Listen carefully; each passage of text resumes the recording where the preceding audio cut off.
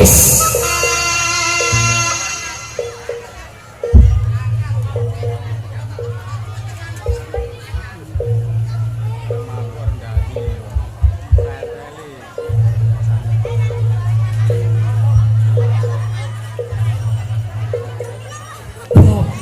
Gusti nata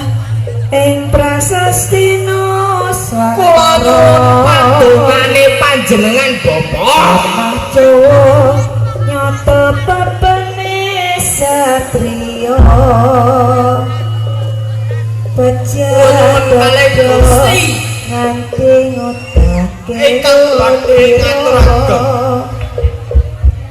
kapilosan